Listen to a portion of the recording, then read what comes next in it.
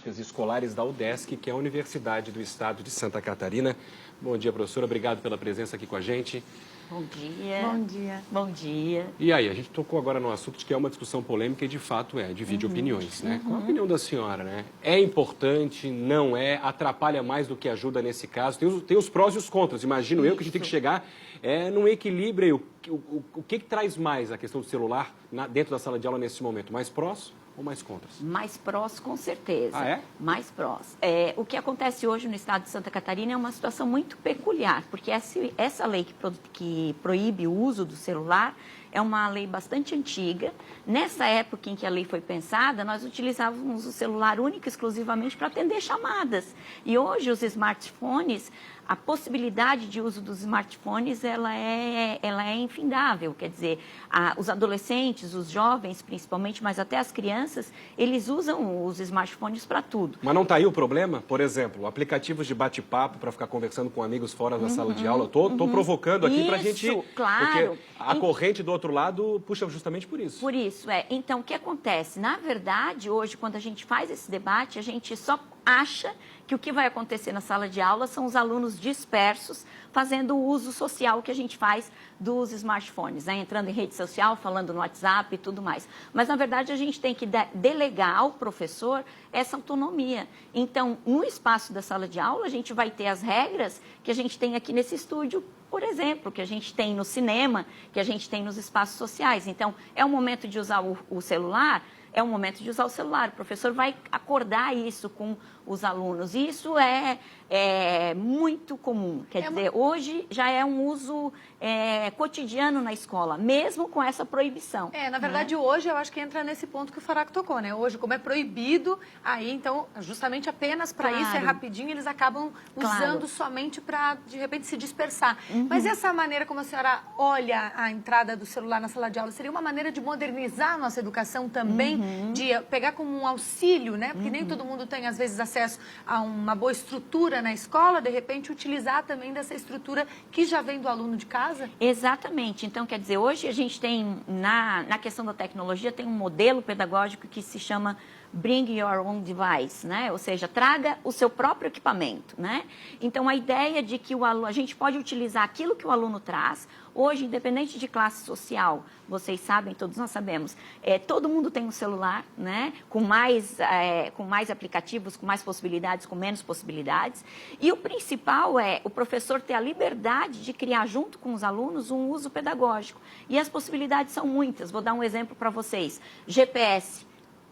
Aplicativos de tempo, como nós estávamos vendo aqui agora, né? Coisas que o professor, às vezes, precisa preparar uma aula buscando figuras, imagens e está ali na mão do aluno.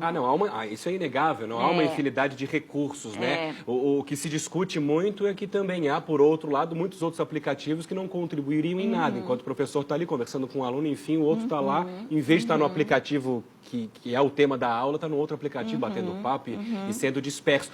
O ideal não seria que o Estado oferecesse essa tecnologia e sem os aplicativos que poderiam atrapalhar, por exemplo, um tablet para que as pessoas tivessem acesso, os alunos tivessem acesso e não teríamos esse problema? Então, nós já tivemos vários projetos de lei, inclusive leis funcionando, que tinham modelos parecidos. Então, por exemplo, dar tablets para os alunos ou dar laptops, como foi o projeto UCA, um computador por aluno. E a gente vê que existe aí vários problemas. Um deles é que, por exemplo, os estados não conseguem manter essa modernização dos equipamentos, então há sempre uma necessidade de renovação por conta de memória, por conta de coisas, e esse modelo muitas vezes é muito caro e acaba não sendo tão produtivo. Na prática não funciona. Não funciona muito bem. Então, o ideal é mesmo poder utilizar o que o aluno traz. Isso traria até mais interesse, de repente, do aluno estar na sala de aula? Exatamente. E o que é interessante de a gente observar, nesse caso específico desses usos que acontecem, que é a nossa defesa, é que a escola também tem um papel muito importante de formação social do aluno, né? Então, por exemplo, às vezes as crianças têm um uso das redes sociais porque elas não sabem, os pais não dão uma orientação certa, não sabem como deve se comportar, o que pode postar, que tipo de comportamento que deve ter. E o uso na escola pode permitir tudo isso também. Então, é uma outra aprendizagem que a escola também tem um papel importante. A senhora acredita que a discussão passa na Assembleia Legislativa, teremos novidades, talvez já pensando no ano que vem, provavelmente, e que o projeto está prontinho mesmo ou precisa parar algumas arestas ainda, algumas adaptações? Sim, o projeto precisa de algumas adaptações, mas ele deve passar. Ele deve passar porque isso é, inclusive, uma coisa muito específica de Santa Catarina. Em outros estados do Brasil, esse uso já é permitido. Então, é uma questão que a gente precisa mesmo modificar essa legislação. E um outro aspecto que é muito interessante é que esse uso já acontece. Eu ia até comentar que é difícil, já acontece.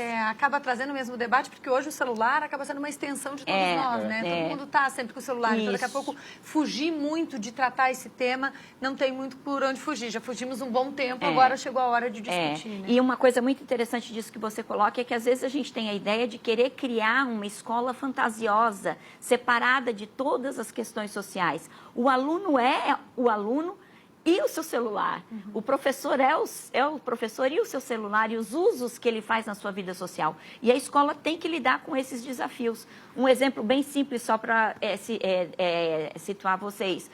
Hoje, um professor de ensino médio sabe que a maioria dos jovens não tem caderno. O que os jovens fazem? O professor está ali explicando uma aula. Se o professor não manda por e-mail ou por mensagem o que está falando, o jovem vai lá no quadro e tira fotografia, né? Então, isso é o nosso cotidiano na sala de aula. E a escola precisa, na verdade, contribuir com a sociedade no sentido de formar esse usuário, inclusive, mais educado, mais crítico, mais competente, inclusive, para esses usos e potencialidades das tecnologias de maneira geral. Professora, obrigado pela presença aqui com a gente. Uma ótima terça-feira para a senhora. E as discussões na Assembleia Legislativa a gente segue acompanhando e qualquer novidade a gente traz aqui no Bom Dia. Exatamente. Então, obrigada, professora. Muito obrigada pelo convite. Muito obrigada. Imagina, estamos à disposição. 6 horas e 52 minutos. Vamos falar de futebol agora aqui no